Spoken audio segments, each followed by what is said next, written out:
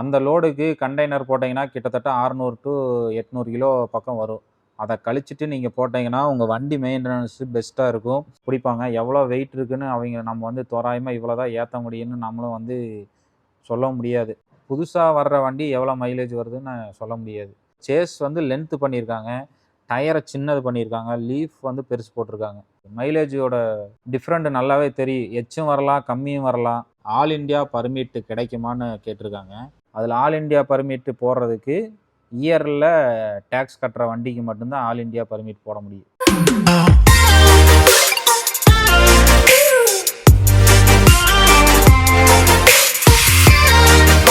Hello நண்பர்களே, வணக்கம். Welcome to Deepa Prabhu YouTube channel. இன்றைக்கி என்ன வீடியோன்னு பார்த்தீங்கன்னா, நிறைய வீடியோவில் ஒவ்வொரு கமெண்ட்ஸ் வந்துக்கிட்டே இருக்குது. அதாவது திருப்பி ஒரே கமெண்ட் போட்டுருக்காங்க. அதுக்கு கமெண்ட்டுக்கே பார்த்தீங்கன்னா நான் கமெண்ட் பண்ணுறேன், ஆனால் அது மறுபடியும் அதே கேள்வி தான் கேட்குறாங்க. அது என்னன்னு பார்த்தீங்கன்னா நான் உங்களுக்கு ஸ்க்ரீன்ஷாட் போட்டு விட்றேன். இப்போ பார்த்தீங்கன்னா அந்த கமெண்ட் நான் வந்து படிக்கிறேன். இப்போ அது எடுத்து வச்சுருக்கேன் நான். ஃபஸ்ட்டு பார்த்தீங்கன்னா ஏஐபி கிடைக்குமா அப்படின்னு போட்டிருக்காங்க. அதாவது அந்த இப்போ புதுசாக லான்ச் ஆன வண்டிக்கு பார்த்தீங்கன்னா படா தோஸ்து i5 XL LS அந்த மாடலுக்கு வந்து ஆல் இண்டியா பர்மிட் கிடைக்குமான்னு கேட்டிருக்காங்க. ஆக்சுவலாக பார்த்தீங்கன்னா அது அந்த வண்டிக்கு ஆல் இண்டியா பர்மிட்டு கிடைக்கும். லைஃப் டேக்ஸ் வண்டிக்கு கிடைக்காது. இயர் டேக்ஸ் வண்டிக்கு மட்டும் ஆல் இண்டியா பர்மிட்டு போட்டுக்கலாம். அப்படி இல்லைனாலுமே என்பி அதாவது நேஷ்னல் பர்மிட்டு போட்டுக்கலாம். ரெண்டில் எது வேணாலும் நீங்கள் போட்டுக்கலாம். இதில் வந்து 2 வண்டியில் உங்களுக்கு டேக்ஸ் போடுற வித்தியாசம் மட்டும்தான் இருக்குது. அதில் ஆல் இண்டியா பர்மிட் போடுறதுக்கு இயரில் டேக்ஸ் கட்டுற வண்டிக்கு மட்டும்தான் ஆல் இண்டியா பர்மிட் போட முடியும். லைஃப் டேக்ஸ்க்கு பார்த்தீங்கன்னா நீங்கள் டேக்ஸ் போடவே தேவையில்லை. எந்தெந்த ஸ்டேட்டுக்கு போகிறீங்களோ அந்தந்த ஸ்டேட்டு பார்டர்லேயே நீங்கள் வந்து தேவையான டேக்ஸ் பர்மிட்டு போட்டுட்டு நீங்கள் உள்ளே போய்க்கலாம். நீங்கள் அதிகமாக அதர் ஸ்டேட்டு போவீங்க அப்படின்னா இயர் டேக்ஸ் வண்டி எடுத்துக்கிட்டு நீங்கள் போய்க்கலாம். அதுதான் உங்களுக்கு லாபமாக இருக்குது. ஏன்னா அங்கங்கே போய் நிற்க தேவையில்லை. நீங்கள் பாட்டு வண்டி எடுத்திங்கன்னா லோடு ஏற்றினா நீங்கள் பாட்டு நைட்டு எந்நேரம் ஆனாலும் சரி நீங்கள் நிற்க தேவையில்லை. லோடு ஏற்றினா நீங்கள் பாட்டு போயிட்டே இருக்கலாம். இதுவே லைஃப் டேக்ஸ் வண்டியாக இருந்ததுன்னா குறிப்பிட்ட இடத்துக்கு குறிப்பிட்ட டைம் மட்டும்தான் நீங்கள் போவீங்க அப்படிங்கிற போது அதர் ஸ்டேட்டுக்கு நீங்கள் வந்து லைஃப் டேக்ஸ் எடுத்துக்கிறது பெஸ்ட்டு. நல்ல லாபம் தான். எப்பாச்சும் ஒரு டைம் தான் போவீங்க அப்படிங்கும்போது லைஃப் டேக்ஸ் வண்டியை நீங்கள் எடுத்துக்கலாம். ஏன்னா அது லைஃப் டேக்ஸ் வண்டிக்கு பர்மிட் போடுறது கொஞ்சம் காஸ்ட் வந்து கம்மி தான். நெக்ஸ்ட்டு கமாண்ட் பார்த்தீங்கன்னா கண்டெய்னர் பாடி பாசிங் கமாண்டு என்னன்னு தெரில. அதாவது கண்டெய்னர் வந்து பாடி கட்டினதுக்கப்புறம் பாசிங் லோடு எவ்வளோ ஏற்றலான்னு போட்டிருக்குறாங்க. சரிங்களா? வண்டியோட பாசிங்கிலேருந்து 600 கிலோ நீங்கள் குறைச்சிக்குங்க. 600 டு 700 கிலோ குறைச்சி நீங்கள் வந்து லோடு ஏற்றுனீங்கன்னா பாசிங் லோடு வரும். அதுதான் வந்து உங்களுக்கு வண்டியோட மெயின்டெனன்ஸு பெஸ்ட்டாக இருக்கும் அந்த மாதிரி ஏற்றுனீங்கன்னா.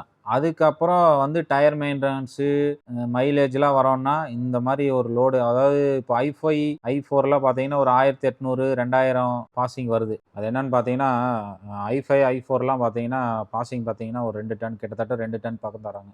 1840லேருந்து அதை நான் உங்களுக்கு சைட்லேயே உங்களுக்கு போடுறேன். இப்போ அதாவது கரண்ட்டில் இருக்கிற வண்டி வந்து என்ன பாசிங்கில் இருக்குது பாசிங் பேலோடு அப்படின்னு பார்த்தீங்கன்னா நான் உங்களுக்கு சைடில் போடுறேன். அந்த லோடுக்கு கண்டெய்னர் போட்டிங்கன்னா கிட்டத்தட்ட 600 டு 800 கிலோ பக்கம் வரும். அதை கழிச்சிட்டு நீங்கள் போட்டிங்கன்னா உங்கள் வண்டி மெயின்டெனன்ஸு பெஸ்ட்டாக இருக்கும். 90% பெஸ்ட்டாக இருக்கும்.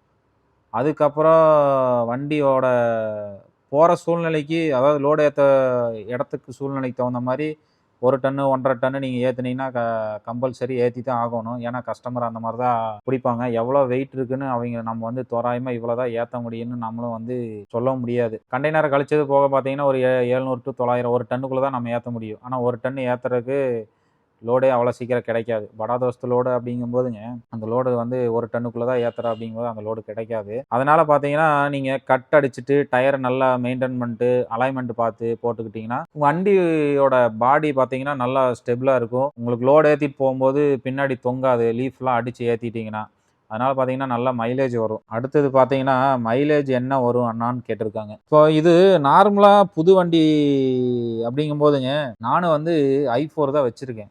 ஒரு 3-4 வண்டி வச்சுருக்குறோம். என்னோட வண்டி என்ன மைலேஜ் வருதுன்னு நான் சொல்ல முடியும். புதுசாக வர்ற வண்டி எவ்வளோ மைலேஜ் வருதுன்னு சொல்ல முடியாது.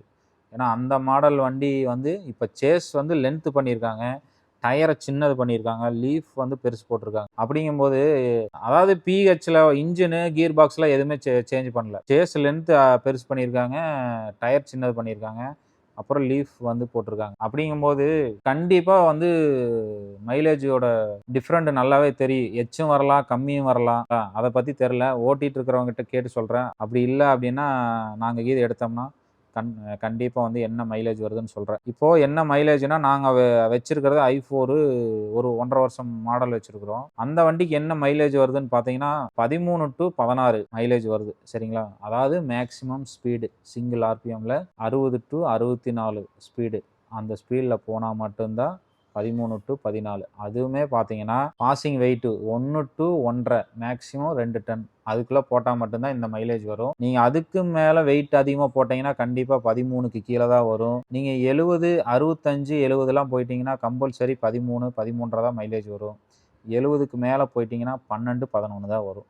இந்த வண்டியோட கண்டிஷன் இதுதான். ஒவ்வொரு வீடியோக்கும் ஒவ்வொரு கமெண்ட்ஸ் வரும்போது கண்டிப்பா வந்து நான் ஏதோ ஒரு டைம் வீடியோ போடுறேன். அப்படி இல்லைன்னா சின்ன ஒரு ஷார்ட்ஸ் போடுறேன். ஏன்னா அதில் ரீப்ளே மெசேஜ் போட்டாலுமே நீங்கள் திருப்பி மறுபடியும் ஏதோ ஒரு வீடியோவுக்கு இதே கேள்வி தான் கேட்குறீங்க. இந்த ஒரு வீடியோ போட்டிருக்கேன். ஓகே, நன்றி, வணக்கம், பாய் பாய்.